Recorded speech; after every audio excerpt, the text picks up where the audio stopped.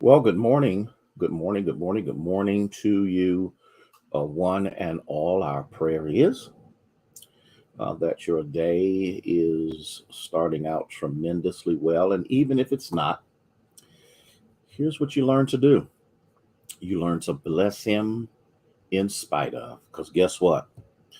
Something better is coming along and coming your way. Well, again, I want to thank you because I'm starting an hour earlier. I have some chats that I have to be on, and I did not want to wait until they were over to try to figure out what time to schedule them and all of that.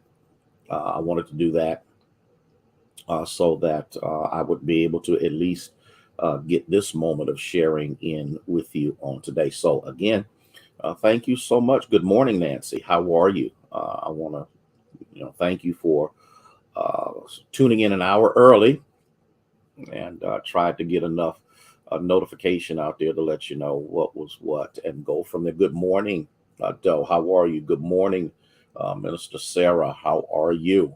And so, good morning, Gladys. How are you? And so, I wanted to do that, and I'm grateful for those of you who are able. I'm doing good.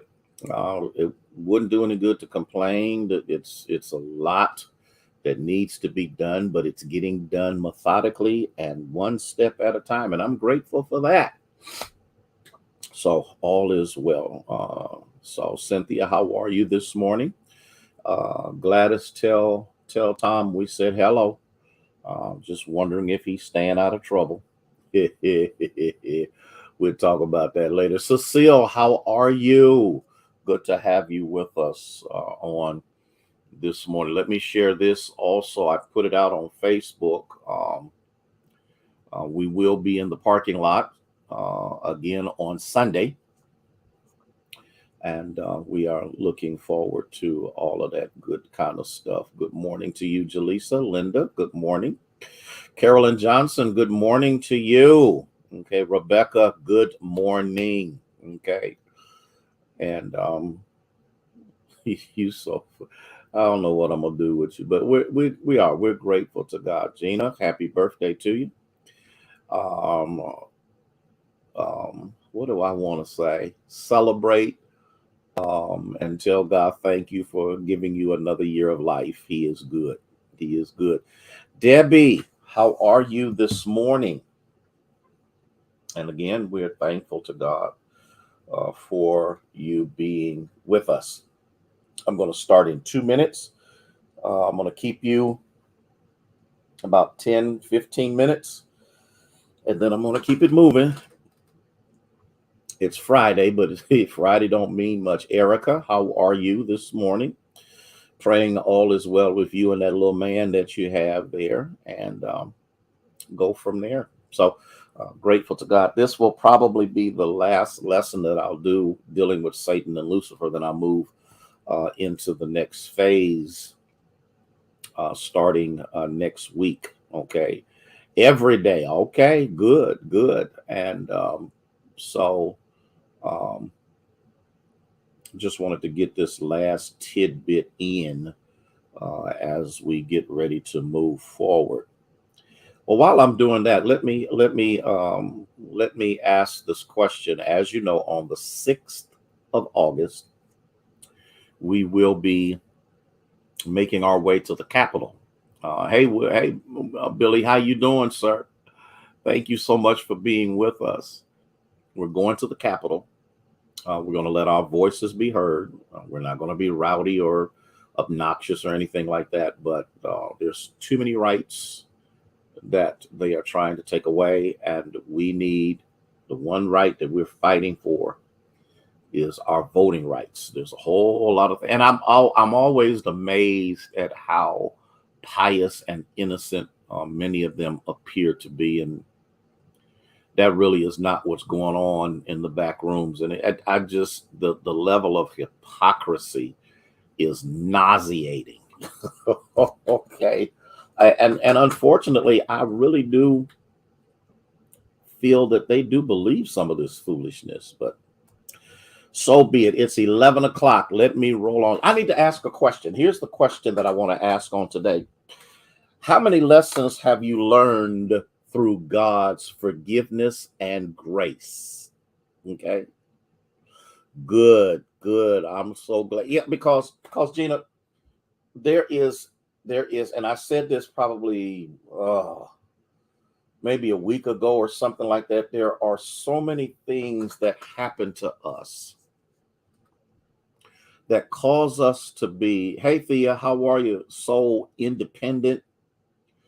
Um, it gets us to the point that we believe that no one can manage things but us, and all of that. And I'm speaking from my own personal experience, because once you've been wounded, you're going to make sure that nobody else ever does it again. Sherry, how are you? Good to have you with us this morning. And so what we forget is that all of us have a reliance on God that must be understood, that must be recognized, that must be embraced. So, talked about Lucifer. Hey, Katrina, how are you? We talked about him falling. We talked about in his fall, his name changed. We talked about the third. I mean, think about that, a third. And here's the thing that really kind of boggled my mind, and it shows me just how powerful God is. Number one, the rebellion that was taking place, God already knew. Before the rebellion even happened, God already knew the rebellion would happen. And yet still he permitted it. He allowed it, only to prove a point. And the point that needed to be proven is you're my creation. I created you. I made you who you are. And that obviously wasn't good enough, because now you wanted to be like me. And so, hey, Kathy, how are you? And so, since you want to be like me, you want to be able to have what I have and do what I do and rule the way I rule. I won't tolerate that. I won't tolerate it, because I'll never have anybody else get more glory than me. Nobody else will ever be who I am, because I'm God. There's no room for two. Okay. That's right, Minister. How many lessons have we learned? And the reason I say this is because God, good morning, Winnie, God could have annihilated Satan. Ida, good morning. He could have destroyed him and the fallen angels, but he used them. And this is the point that you better catch. He used them to prove a greater point of his grace and his mercy. This is important, okay? You got to remember that when he was cast down to the earth, and this was his dominion. This is what he was in charge of. But God said, no, I'm going to do something else. Okay. Titus, how are you, sir, this morning? Bless you for being with us. He said, here's what I'm going to do. I created you in the highest level of perfection that ever could be. You have fell from that, because I give you free choice. I don't want robots. I don't want, Pastor Mansell, how are you? I don't want people to embrace me because they're scared of me. I want people to embrace me because they love me. Woo! Because see, since God is love, the best motive for obedience, the best motive for adherence, the best motive for being what God would have you to be is you do what you do because you love him. Sylvia Scott, how are you? This is important, because love is a greater motivator than hate. Ayana, how are you? Love can move you into places that hate can't touch. So what we see here, Satan became angry when God took the chaotic world and brought order. And in the midst of bringing order, Terry, how are you? In the midst of bringing order, he also decided that in the midst of this new earth that I have taken from its not having form or void, which was the kingdom of Satan where he reigned, I'm going to bring perfection into his world. Oh, God. And so in the midst of that, he creates man and woman, male and female. This is what he does. And they, get this, are created in the same level of perfection that the angels were. The angels had access to the throne room of God. Man and woman had access to God in Eden. Which meant the same way the angels walk with God, so too did Adam and Eve walk with God. But there's a problem. The problem is Satan becomes upset over the fact that here is another creation that has now taken where I live, that has now taken that which was supposed to be mine, and let me see if I can get it back. And that was the amazing thing that took place when Satan came and had a conversation with Eve. Now you got to look at the text to understand that when Satan came to Eve, he wasn't ugly, but he wasn't as beautiful as he used to be. He's intelligent. He's highly intelligent. And in the midst of this, he has a conversation with her, not because he wanted her to be like God. He wanted her to bring back to her husband disobedience. The issue was not the fruit. Teach, Pastor. The issue was not the fruit. The issue was obedience. And so he came to Eve. He persuaded Eve to participate. If you look at the text and you recognize it clearly, when Eve participated of the fruit, nothing happened to Eve. But when she took it back to her husband, she gave it to her husband. He looked at it, said, "Oh, this is some cool stuff right here," and he ate it. The very thing that Satan wanted came into existence, and that was chaos. You got to remember, everything that we see in the animal kingdom, in the fish kingdom, in the bird kingdom was already here in harmony. But Satan said, I cannot allow this harmonious activity to take place in my backyard.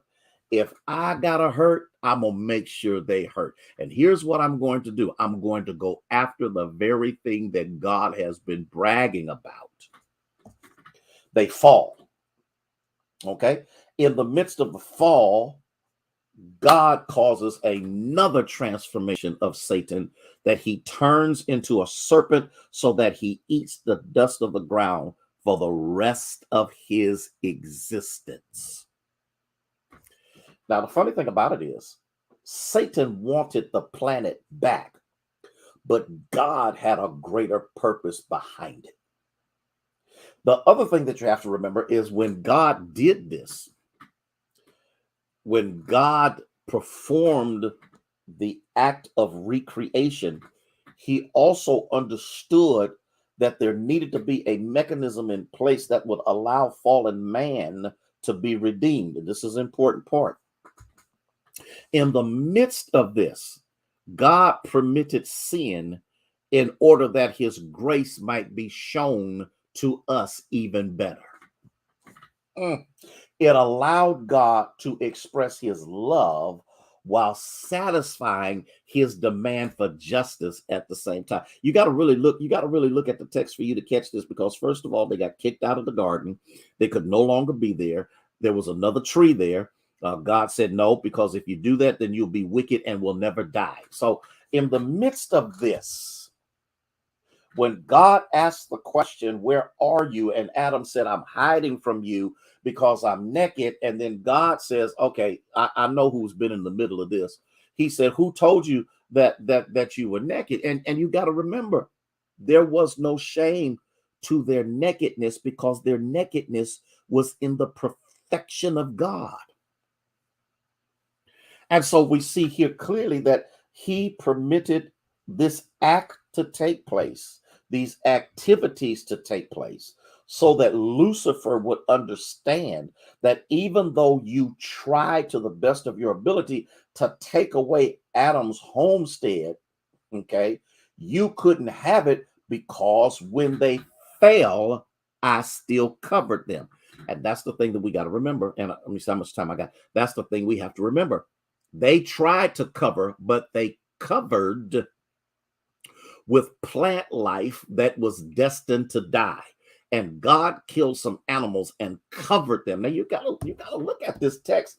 God's love was so powerfully manifested that even in the midst of their fallen state, he loved them enough to approach them and cover them. Y'all better holler on the I am so glad. I am so glad that he still covers me with the blood of Jesus Christ. Okay. So now you got to remember something. There's two classes of angels. One class is the elect angels, and the other ones are fallen angels. There's two classes of mankind. One is saved and the other one is unsaved.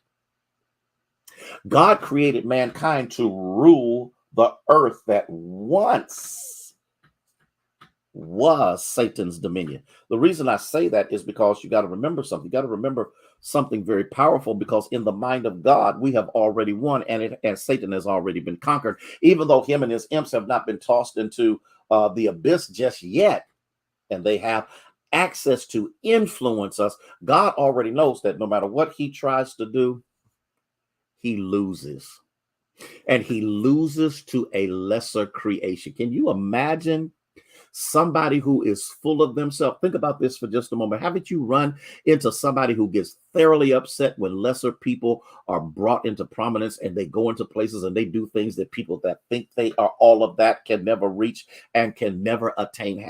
So this is the same mentality. There's nothing new under the sun. This is the same mentality that Satan has right now. Oh, you're not going to bring them up in my house. They are nowhere near the perfection that I had. Matter of fact, they already messing up, and I helped them to do it. And now you're going to do. There's something that happened in Daniel chapter 4, verses 28 through 37. Daniel chapter 4, verses 28 through 37, because I needed to go back to how many lessons have we learned because of God's forgiveness and grace. When you look at that, Nebuchadnezzar got full of himself. He really thought he was God. He decided that he was going to be God. He decided that he was going to be better than God. And he talked about the kingdom when he stepped out on his balcony. He began to proclaim that nobody else, here it goes, can do what I have done. Here's that I again. Here's that I again. I want you to catch this, because this is important. There's a danger in thinking that you are the center of the universe and you can't even fathom the magnificent power and the creation and the activity of the universe. And so in the midst of this, something happens to him when he exalts himself. What happens? He turns into an animal. All of a sudden, he began to grow hair all over him. He began to crawl across the ground. He developed claws and all of this other kind of stuff. And he existed in this position for 7 years. Look up the number 7. You'll catch something there if you don't catch anything else. Hey, Lisa. And so in the midst of this, when he comes out of it, I'm about to shout, when he comes out of it, he declares, once he gets back into his right mind, because he was living in delusion, he said, I'm gonna let everybody know ain't but one God. Timothy, it's okay, ain't but one God, ain't never gonna ever be another one but him. When he came out of his state of fallenness. He recognized, because he was on the ground, eating the dirt, couldn't do this. All of these other things were taking place in his life. And when God restored him in the 7th year, he had a different attitude. He had a different proclamation, and he had a different position. This is so powerful. And that's why I'm saying to you that grace ought to motivate you to be more for God than you have ever been the entire life you have lived, because God has given to us what Satan and his imps can never receive. I got to go. I got to go. I got to go. That's right. Completion. I was waiting for somebody to put it in there, Titus. It is the number of completion. It required Nebuchadnezzar to go through 6 years, the number of man, 6 years of foolishness to recognize that man's number is not greater than God's. I'm done. I'm done. Listen, you have a blessed day. You have a blessed weekend. We will be out in the parking lot. If you haven't signed up to get on the bus, I guarantee you that we're going to do everything we can to make sure that everything is sanitized, that everything is on the up and up. I want you to enjoy your weekend. Don't forget, join us 10 a.m. Sunday morning outside in the parking lot, and we're going to give God some glory. Matter of fact,